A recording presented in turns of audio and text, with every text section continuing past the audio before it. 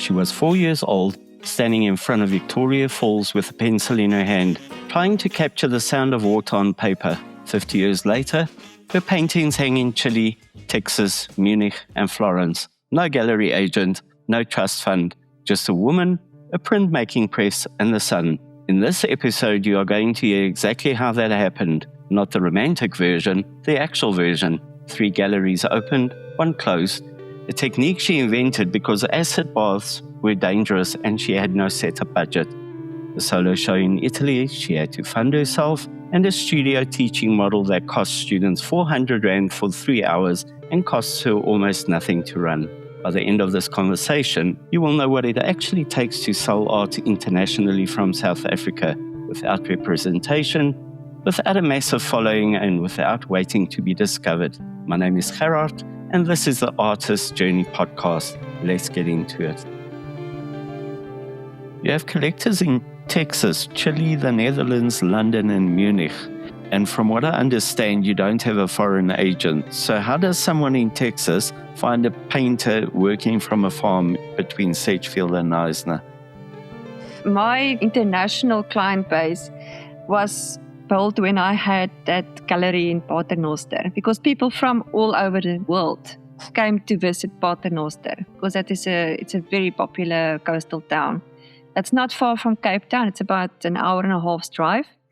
So it's a good thing to go out for the day to Paternoster to experience the fishermen there and the vibe.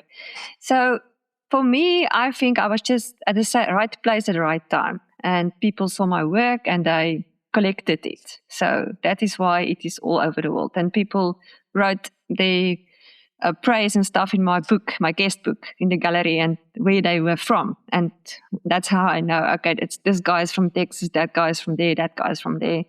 And obviously when Maldine written out the invoice to them, they had to put in the address. So that's how I know where my work is now.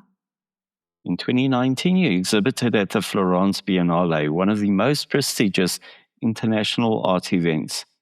Most South African artists have heard of it, but they have no idea how to actually get in. Walk me through that process exactly. How did you find out about it?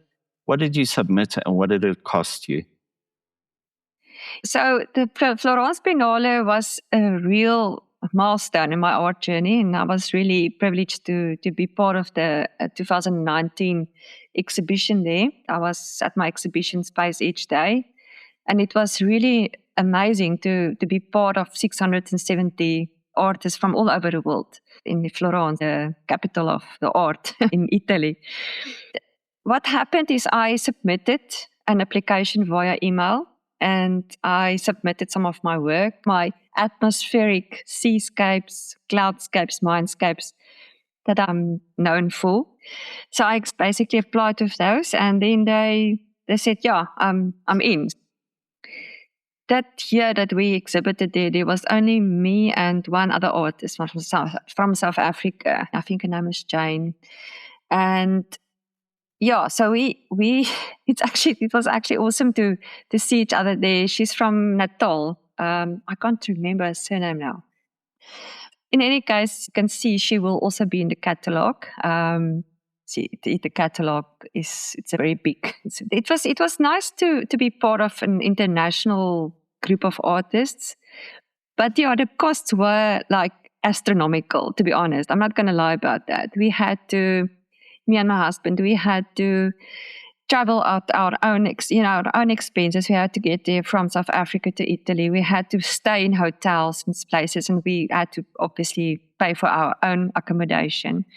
The exhibition also cost a couple of thousand to be able to be part of that exhibition. So it wasn't free.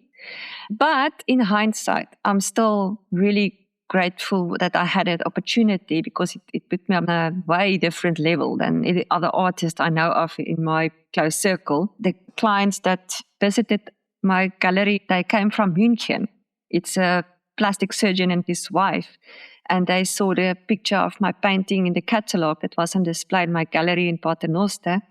And then they said, I want to purchase it. And it was exported to Italy. So that painting was at Pergola restaurant in Radicondole in Tuscany.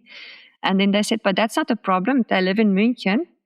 And I have a friend that does art moving, and they will pay me cash, and he will go and he will collect it from Pergola restaurant, and he will bring the painting back to their home. So it is a very beautiful story. I mean, they came all the way and saw my painting in the catalog, bought it from me with cash, and the cash amount they paid was enough. That covered all the expenses that we paid 2 years ago for the Italy trip, and to be able to travel there and see all the people and get all the experience and stuff.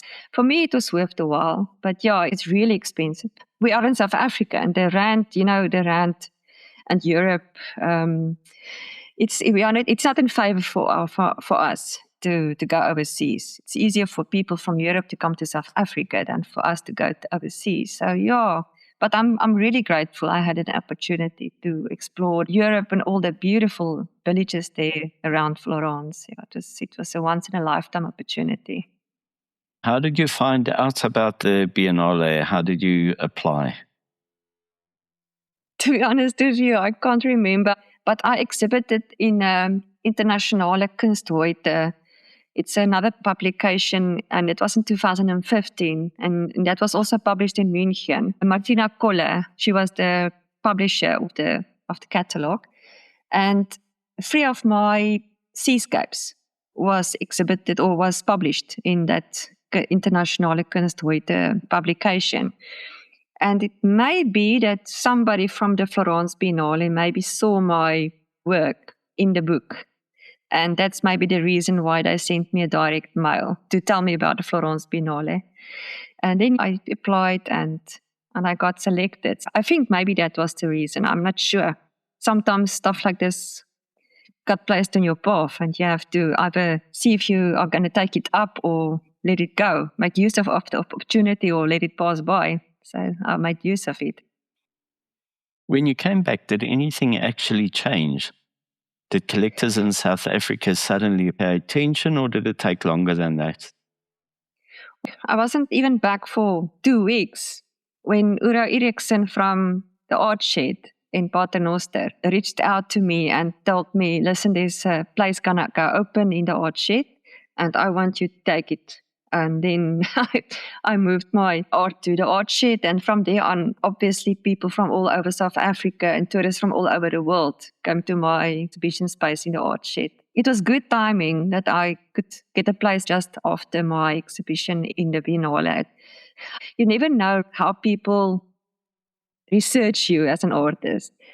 Are they going out of their way to go to your website or to your exhibition space? You never really know what's going on in an investor's mind. If he's going to come all the way from overseas to come look at your art in Paternoster, or is it just by chance that he walk into your gallery and he see your work and he's like smitten and buys your work? You never really know. But yeah, I'm grateful, because things moved for me, definitely in Paternoster. I sold lots of work to overseas people. You mentioned that you got into the Internationale Kunst heute publication in 2015. You were one of 127 artists from 48 countries. How's that different in terms of what it does for your career versus a physical exhibition? Well, I would always say it's better to have a publication in a catalogue than to only exhibit that as part of a group exhibition at the gallery, and it's like a couple of weeks and it's gone. It's past time. People with a book, for like a publication, I know there's going to be people that's going to page through that book in centuries' time. You can't go wrong with a publication. Your work is more permanent if you can exhibit or publish your work in a publication than just to be part of a group exhibition and it's on the wall for a couple of days or weeks and then it's taken off. If someone listening is thinking about applying to an international show, what should they know before they spend money? There's lots of scammers out there. You need to do your homework. I was glad that the Florence Biennale was not a scam for me. Obviously, it was a real thing. And also the publication in Internationale Kunst heute, it was also not a scam. So for me, I also exhibit some of my etchings in Hamburg, in Germany. So I sent 5 of my etchings to Hamburg in Germany as part of some something meets Africa, Re-Art meets Africa, that's it. And my etchings are still there in Hamburg somewhere. They didn't return it to me yet. So I sent them a mail about two weeks ago. To be honest, I forgot about it. But that is the thing of if you want to be an artist that's on top of your career, you need to keep like a diary. You need to know exactly where is your work. What is the agent's contact numbers, the info of the emails. You have to keep contacting them and asking them, like, what's happening with that work there? What's happening with an etchings there? Otherwise, people they're gonna take advantage of you. They're gonna sell your work and take the money and never pay you out because it's far, it's overseas. You can't quickly walk into the gallery and ask them, where's my etching? So there is loopholes. It is a risk to exhibit overseas or to send work overseas. My advice is cash payment up front. If people want your work, then they need to pay you before you send your work overseas. Otherwise, you're not going to see your work again or you're not going to get your money. When someone abroad says that they want to buy your work, what happens next? How is it packed, insured, cleared through customs, and who pays for what? Normally, I'll give the client the option. The client will say, okay, listen, I want this painting boxed as is, stretched around a wooden frame. This is my address. And then what I usually do is I go to my courier. They will give me an estimate. They will obviously have to do the measurement and they have to do the packaging so that they can give me the final weight before they can give me a quote. Then I will give the client a final quote. I'll tell them, listen, this is what it's going to cost you extra because that's not going to be part of the selling price of the art. And then I will do like a transfer. And then when I transfer the money is cleared to my account. Then I will send the courier and he will pick it up and he will courier it to the client. Jared Joplin is actually family of the well-known Janis Joplin was his aunt.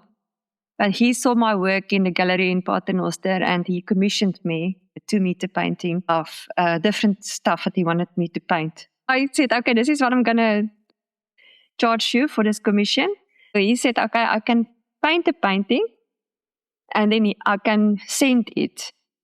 I can take it off the frame and roll it up in a tube and send it to one of the farms that he usually go to hunt. And he will get it from there and he will fly it back with him to where he comes from in America. There's many ways to sidestep courier also. So then it is on him. It's like hand luggage on the airplane. So if you can do it like that, it's very much more convenient and easier. But if the client, like another client that bought Calm Ambience from me from Germany, she insisted she wanted it as is. She didn't want me to take the canvas off the frame. So I had to get good quality package material and Cape Crating in Cape Town. They've done the packaging for me and then they sent it through over the waters to my client in Germany. And she got it, I think, in 7 days. And she was happy. But it was long ago. It was like 2014, 15, there around. Yeah. Do you price in rands regardless of who's buying or do you adjust for international buyers? It's difficult. One thing to give locals a better price. Locals doesn't have euros or it's easier for somebody overseas to invest in my art than somebody in South Africa. But you get your people here that really want to invest in one of my pieces and then I'll give them a good price. And everything is not about money. Obviously, if your art is at a certain point in your career, you can't give it away again for somebody else because that investor who invested 60,000 Rand in your painting is not going to be happy if he hears that you sold the same size of painting to somebody else in South Africa for 10,000 Rand. So you need to have consistent prices of your art. And if you hang your art at different galleries or different places, the prices must be consistent. You can't price your work cheap in one town and expensive in another town. It must be consistent on your website, Instagram, wherever you put it on social media, as well as on the wall. The price must be the same. You cap every edition at 50 prints. That's a very deliberate commercial decision. How did you land on 50, and how does pricing work across an edition as it sells down? Tea for me is good edition. It's not too much. I mean, you don't saturate the market with your etchings. You get artists that's like sausage machines. It's saturating the market. Everywhere you look, you see the artist work, and it's not real value then anymore because it's so available. For me, my etchings, it's sought after. So it's like a gem. If you can collect an etching, and it's, you know, there's only going to be 50 of that etching ever on this planet, it is an investment, and people are more likely to invest 1,000 up to 3,000 rand for a piece of paper than to invest that type of money for something there's thousands available. For me, that is the reason why I decided on 50. It's going to be 50 worldwide available. If I finish the edition, I'm going to damage the plate. When I'm not on Earth anymore, nobody can take that plate and print extra editions and say it's a Greta Hallberg, because they're not going to be able to do that. That the plate is not going to be printable anymore. Unfortunately, other printmaking artists who lived and was very famous didn't damage the plates. And after they moved on, people made money out of their plates without them being alive anymore. It's not ethical for me. And that's why I also think 50 is a good edition. For an artist listening who works in print or who makes anything in series, what's the mistake they're most likely making with how they limit and price editions? Well, the artist proof is normally the one that's more valuable, because the artist proof, the AP, is the first print that you make of an edition before you start with the edition. So it's basically, that's what it says, it's an artist proof. So if you can invest in an artist proof, normally you will pay more, because there's only going to be one, obviously, of that one. It's the artist proof. And the edition, 1 to 50, what an artist needs to make sure of is that there must be similarity in the editions. It must look the same. It mustn't be very light and the other one must be very dark. It is an art to be able to do that. It's never going to be the same than the other one, because you never put up the same amount of ink. You never wipe off the same amount of ink when you do the wiping of your plate. The paper is not always going to be the same dampness than the other paper that you used. It's a process. It's an art to do printmaking and to do editions. But my suggestion is, if you want to play around with color, then you do different editions of the colors. Basically, you do 50 black and white editions and you do 50 burnt sienna editions, so that the image will be the same. Final print will look the same. You've been printmaking for 35 years, since you were 14. But in 2008, you did something unusual. You stopped using the standard acid bath method and developed your own technique using sunlight. That was not a small tweak. Why? It was a journey for me. It was more about safety reasons, because my children were small. Annetjie was 1 and my son Adam was 4 years old by then. We were staying in Jacobs Bay. We just basically moved there from Hartbeespoort. And I took my art up again. I used to have my own ad agency for 8 years before we moved to the West Coast. And then I decided I'm going to leave the rat race behind and going to take up my art again. And slowly also printmaking, because of the very busy kiddies around me. I had to work out something that I can still do my printmaking, develop plates, but without hazardous acid baths that you use in a traditional way of printmaking. It was a journey, because it took me about a year to find the correct suppliers who could supply me with the correct polymer plate that's photosensitive.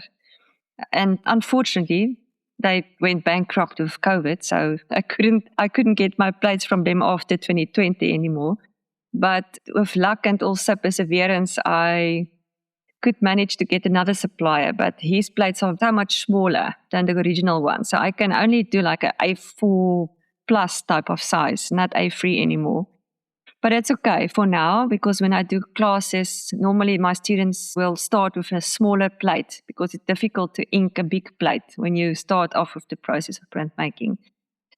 The main reason I decided to rather explore other type of printmaking, like printmaking in the sun, was because of safety hazards. And it is also a more versatile printmaking process because you can use your photographs and you can add illustrations to your photographs and develop that onto the plate if you print it out in a transparency and you work onto this transparency with your fine art markers and stuff. It's a very nice idea to combine graphic design, photography, and also drawings onto one fine art print that you print on your etching press. Take me through the actual process. What does a print look like from plate to finished hand-colored piece? How long does one take? First of all, you have to get your mind together as an artist, because that's where the art starts. It's in your heart, in your mind, what you see, the feeling you get. If something grips your attention and you see, okay, I'm going to draw that thing. So then you go and you sit and you start with the drawing under transparency. I used to use like normal fine art markers, very fine markers, and do a drawing onto the transparency. And then I will put the side that's emulsion that will go onto the polymer plate, but you have to put baby powder between the transparency and the polymer plate. Otherwise, the polymer is very sticky when it develops in the sun. So if there's no powder, it's going to stick to the plate and it's going to be difficult to remove the transparency from the plate. The main thing about developing in the sun is it's depending on your temperature outside. For instance, Hopefield, it's a very, very hot town. It can get up to 48 degrees Celsius in summertime. In the wintertime, if you want to develop a plate in Hopefield, you can expose it for, say, 3 minutes in the sun. But if it's summertime, it's going to be 20 seconds because of the UV exposure. It's a real art to know what time of the day. I normally stick to one time of the day, like 11 o'clock. It's not too hot. If it's raining, you can't develop plates. So then you have to build a UV box, like a light box. And then you can develop your plates in a light box. And I like to do it outside in the sun. But part of the process of the art to create it. You develop your plate by putting your transparency with your drawing, either your drawing or photography or whatever you decided to do. And to put it like 20 seconds or 3 minutes in the sun, depending on the temperature outside. When you think, okay, that's exposed enough now, you go out, you put a piece of paper over your image so that you can block the sun. You go into the house, make sure there's not direct sun on the place where you're going to rinse your plate. You have to rinse your plate with 28 degrees Celsius water. It must be 28 degrees Celsius. So you have to be very careful. If you wash the plate, you rinse it, and you wash the grooves of the plate. You mustn't wash too much because then you're going to wash off all the polymer and then going to give like almost like a lino cut effect. So it's not going to be like an etching or intaglio anymore. The temperature is very important. It mustn't overexpose. It's a real art to develop. It's not easy to develop the plate. It takes years of practice. And then after you rinse the plate and you see the grooves and the lines appear, then you have to take it out of the water and you have to blot it with a cloth because the polymer it developed is very sticky. So you have to clot it with the cloth, and then I use a hairdryer to also blow away all the bubbles on the polymer. And then I take the polymer plate, I put it back in the sun outside because then it's already developed and you can put it out. But then that polymer must harden. So I put it out for an hour in the sun. And then about an hour or 2 hours later, I will take the plate and I will round the edges of the plate with a machine. Then the plate is ready to be inked. Then the rest of the process is the same as any intaglio printmaking plate that you've developed. So that is basically what I'm doing with my printmaking in the sun. You've opened 3 physical galleries in different towns and you closed one of them. Walk me through that. Not the highlights, but the part that wasn't working. I opened 3 galleries and I closed 3 galleries, not only one. I don't have any gallery of my own. And I prefer it like that because the problem with owning your own gallery is you have to do admin, you have to be there, you have to make sure that everything's running smoothly. You have to select new works, you have to hang the work. You have to price the work. You have to do the typesetting of the price tags. It's a lots of work. I don't think people really know all the effort that goes into opening a gallery. It's not only just, okay, we're going to hang some works and we're going to sell it. You have to make sure about the profit margin. You have to make sure the commission is correct. You have to make sure your market will be there. So you have to cater for the specific market in the specific town that you are opening the gallery. For instance, the work that will sell in Paternoster will not necessarily sell in a place like Riebeekasteel or maybe some place like Sedgefield, for instance. I tried Sedgefield. It was, I think, a month later, I sold one of my big paintings, The Journey. You can't keep an establishment open by only selling one painting in 4 months. I gave classes. I tried to keep the doors open, but the rent was not so much, but for me, it was not worth the while. I enjoyed being there in the main road next to the N2 and standing there and painting and people coming in and discussing my work. But, that's not paying the bills. You can't make a living out of appreciation. You have to sell some paintings. So that's Sedgefield. Paternoster, to be honest with you, I think it was a mistake to close the gallery there. In hindsight, it was a really good business for me. The reason why I had to close is me living in the Garden Route now and Paternoster 650 km from here. If I sell a painting, it's my responsibility to fill the gap and to hang new work there. And it was just logistically a nightmare. Each time when I sell a painting, a big one, and there's like a gap on the wall, I need to drive to Paternoster, and then I have to hang the work, and then I have to drive back. I need to be here for my daughter's school, and it was just hectic. I decided, okay, to make it easier for me, I have to close the gallery and then maybe open it in Sedgefield. So that's what I've done. I closed the gallery in 2024, opened the gallery in Sedgefield. End of May 2024, I closed the gallery in Sedgefield because I couldn't make ends meet. And then there was an opportunity, somebody in Riebeekasteel, I'm not going to name names now, but he basically, he put a carrot in front of my mouth, full of promises and stuff, telling me that he needs somebody like me with the know-how of galleries and stuff to open a gallery at his place. It's like a restaurant that was there in Riebeekasteel. And he had a space, and he said he's not going to ask me any rent. He just wants me to do a gallery there because he loves art, and it's going to attract visitors to his restaurant if I do the gallery there. So I jumped in 3 weeks. There was a lot of artists I got on board, and everybody was very enthusiastic. It was a beautiful opening. The 2nd of March last year. There was lots of people, but no sales on the opening evening, not even one sale. And it was lots of different artists, about 18 different artists from South Africa. It was beautiful work. But like I said, the market is not right. Unfortunately, the same story. I didn't even sell one of my own paintings at Riebeekasteel. I only sold some other artists' paintings, but also not enough. Because what happened then is the owner changed his promises, something like, okay, you are here, but you have to pay rent now. Then stuff changed a bit because I had to pay rent of about 8,000 Rand a month. And I had to appoint somebody to sit there for me because I'm in the Garden Route. I can't be there the whole time.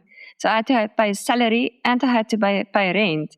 So it cost me 12,000 Rand a month. I need to keep the gallery open so that people can come and say how beautiful the art is, but there's no sales. I've done marketing posts on Facebook, on Instagram, lots of work to promote the artist, but it was not working. Unfortunately, I had to close the gallery in Riebeekasteel. So that's leaving me without a gallery, but it's fine. Some of my works are at Vechter's showroom in Knysna in Main Road, and they like to exhibit it with their high quality furniture there. 2 of my works are at the Walk-in Doctor in Sedgefield in these rooms. What did the gallery in Paternoster and the closing thereof teach you? Sometimes life is happening and you have to make peace of it. You can't be everywhere at the same time. It's not possible. It was a good season in my life. I miss it, but I'm sure if it's God's will, they will open a door again for me. I'm patient. And meanwhile, I'm working, I'm painting. I'm not sitting and being sad. If you had to go back to your Paternoster days, what would you do differently today than when you opened that gallery? How would you operationally run it differently to make it work? I would be there more. I actually went in like 3 or 4 times a week. And okay, Hopefield is that's not like near Paternoster. It's about 50 kilometers from Paternoster. People want to connect with the artists themselves.